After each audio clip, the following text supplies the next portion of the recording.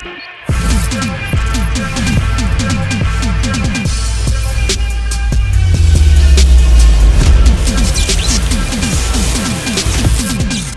if events had unfolded differently in the Marvel comic universe? In today's video, we will be exploring my own custom series slash a what if fanfiction on Spider-Man One More Day and Spider-Man Brand New Day. This is a series where it will continue Spider-Man One More Day in an alternate take, and it will send Peter Parker in a different storyline from the original Marvel comics. That being said, I hope you enjoy this Marvel's What If. Peter Parker has revealed his identity as Spider-Man to the world during the events of Civil War in the Marvel comics. The New Warriors were battling with a group of supervillains when one of the villains, Nitro, exploded himself, killing more than 600 people, including all of the New Warriors except Speedball. This caused the public to be very angry, and the government decided to enact a Superhuman Registration Act. Peter Parker sided with Iron Man's side, who agreed with the act. Parker revealed his identity as Spider-Man to the world. After some time, Peter saw a concentration camp style prison in the negative zone for the heroes. This caused him to regret siding with Tony and decided to defect away to Captain America's side instead. After events of Civil War, where Captain America was assassinated by a brainwashed Sharon Carter, Peter himself was leading his life as Peter Parker while trying to protect his family and loved ones. In the prison, the Kingpin, Wilson Fisk, received a visitor in which he was asked whether he is certain if he wants Spider-Man dead. Wilson said that if Peter was not in the house, then any bystanders with him, including Aunt May and MJ, should be killed instead.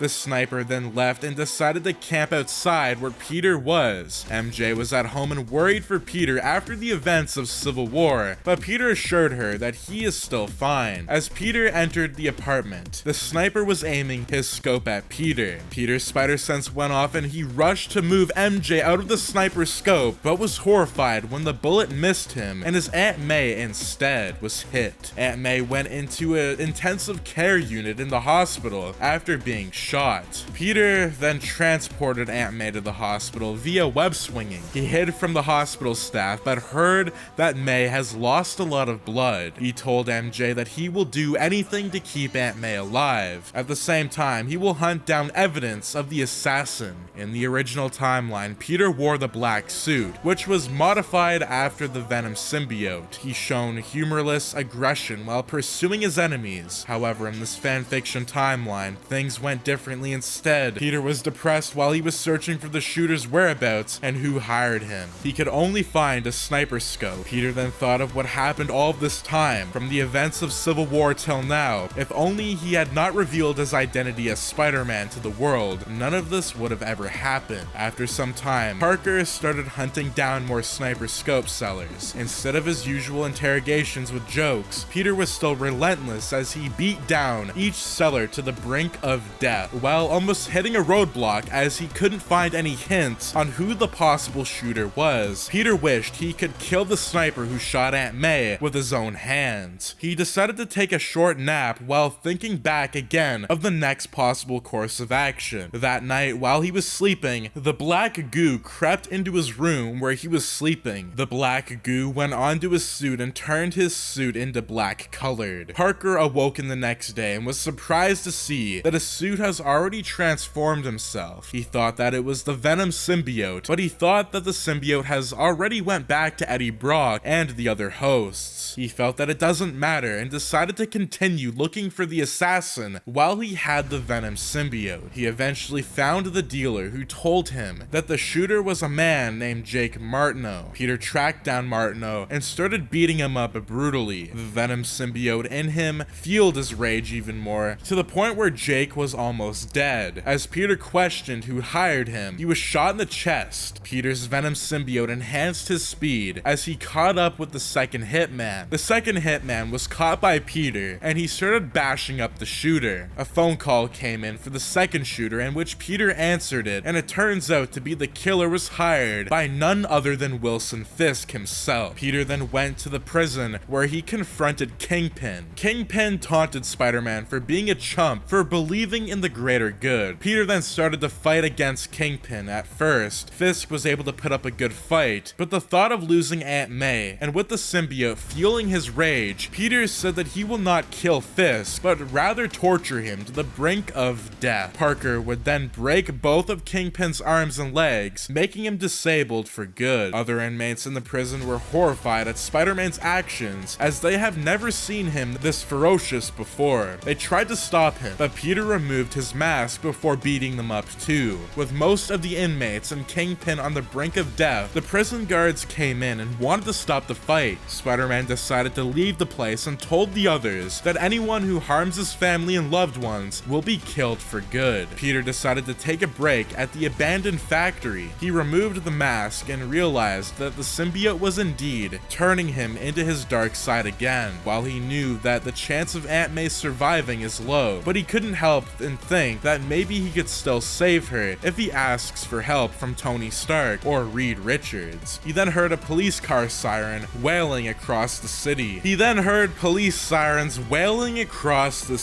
Peter thought that something might have happened and decided to pursue them. As he was webbing across the city, he saw that a robbery was happening, with many heroes still missing after the events of Civil War. Spider-Man figured that the great Tony Stark would be able to resolve the issue, but then he remembered of what happened to Uncle Ben when he ignored the robber, which caused the death of Ben Parker. Peter then scouted the bank robbery and saw that there were several hostages in the building. Spider-Man easily defeated the robbers and thought that the robbers have ended, but then he heard a crackle coming from above before the roof of the bank collapsed on him. The symbiote helped Spider-Man to dodge the roof that came down. Spider-Man looked around but couldn't see anyone suspicious in the surrounding area. His spider senses started tingling and he was attacked from behind. He saw someone on a glider that threw several pumpkin bombs to cloud his vision. The person then choked Spider-Man before landing a punch across his face. He said that all he wanted was to rob a bank, but it seems that today was his lucky day, for he will kill Peter Parker himself. Spider-Man looked up and saw that it was Roderick Kingsley, the Hobgoblin. The Hobgoblin said that he has already perfected the Goblin Serum and removed its side effects. This allows him to have superhuman strength, reflexes, stamina, speed, and intelligence while retaining his sanity, unlike the Green Goblin. The Hobgoblin then used his glider and brought Peter Parker to another place to continue their battle. As the Hobgoblin threw Peter in an empty warehouse, he said that all of those years he has been left battling Spider-Man, but lost in his battles. This allowed him to be relentless in his research to improve his strength. Eventually, he found the right portion and perfected the formula. At the same time, Parker received a message on his cell phone that Aunt May's blood transfusion has failed. MJ texted Peter and said that the hospital arrived and asked if they had any plans for a funeral. Peter figured that the blood transfusion might have failed due to the resistance in her body from Peter's blood. But before Peter could think of the next step, he had to face off with the Hobgoblin. The Hobgoblin then attacked and distracted Peter, causing his side rib to be cut by his glider. Peter knew that he cannot waste any more time, as time is of the essence, but the Hobgoblin was much stronger. Eventually, Peter's grief and anger fueled him to overpower the Hobgoblin. He managed to web up the Hobgoblin's glider and threw a bomb, destroying it. Without the glider, both fought in a close quarters combat. Peter's symbiote suit and his anger helped him to emerge victorious eventually. As the Goblin laid down defeated and heavily injured, he laughed and mocked Peter for failing to protect his loved ones. Peter asked how he knows of what happened to Aunt May, and the Hobgoblin replied that everyone in the criminal underworld was targeting Peter and his family. Only Kingpin was the bold one to take action. The distraction allowed the Hobgoblin to take out a pumpkin bomb from his shoulder bag bag, but it wasn't any ordinary bomb. It was a sonic bomb. The sonic bomb detonated, causing the symbiote to shriek in pain alongside Peter. The symbiote then detached itself from Peter while Peter was groaning in pain. Roderick said that he wasn't sure whether it was real or not, that Spider-Man's suit had an alien which is weak to sonic powers, but it turns out to be true. Peter then removed his mask, and with his eyes filled with anger, he punched the Hobgoblin until he was on the verge of death. He then heard the police sirens wailing and decided to stop. He told the Hobgoblin to tell the rest that if anybody attempted to hurt his family, he will kill all of them without hesitation. He saw Roderick's money, which was stolen from the bank. Peter thought at first that he could use the money to pay for Aunt May's bills, but then he realizes that if he were to abandon all of his principles as Spider-Man, that he is no longer worthy to be Spider-Man. Peter decided to return the stolen cash from the bank to the police. He then left the Hobgoblin broken and returned to Aunt May. The symbiote suit was gone and nowhere to be seen. That is going to be it for part 1 of Spider-Man Judgment Day. If you guys did enjoy this series and want to see more, do make sure to subscribe, like, share, and turn your notifications on so you and your friends are all up to date with the latest content. I will be doing a ton more on this series. I believe we have 2 more parts, so make sure you tune in because things are going to be insane. Anyways, as always, guys, peace out.